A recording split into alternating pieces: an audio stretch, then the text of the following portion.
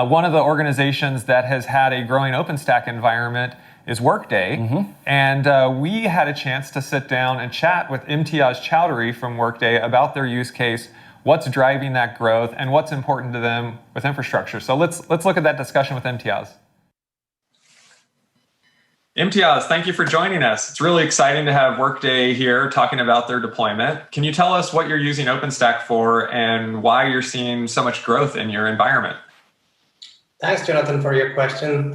We're using OpenStack to deploy applications and running microservices at Workday.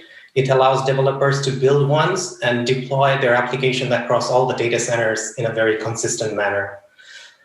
We are experiencing a good rapid growth at Workday of our OpenStack deployments. One of the primary reasons is the Workday's business growth itself. As we are getting new customers, we need to grow our platform where we are running our applications.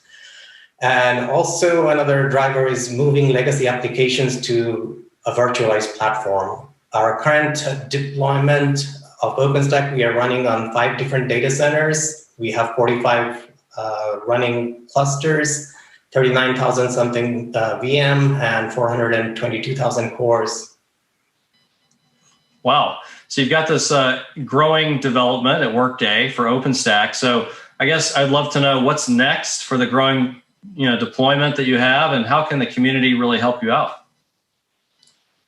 Thanks, Mark.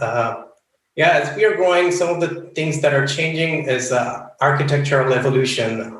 Instead of using virtual machine-based deployment, we are going also into the container and Kubernetes-based deployment. Kubernetes currently are running on top of OpenStack. That's our chosen platform.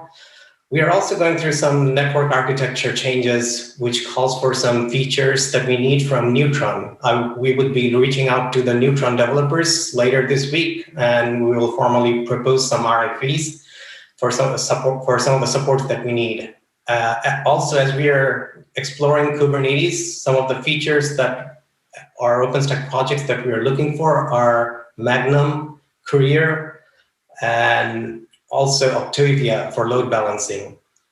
Some of the areas where community can help us is definitely support for new features. We have looked at Ironic in the past, but its scalability was a big concern, and also support for firmware support. And we are looking forward to CERN's session later this week. And I know there is another session that talks about how Ironic is being used for firmware lifecycle management. We're looking forward to those sessions. One of the big asks to the community is long-term release support for OpenStack. We don't want to upgrade.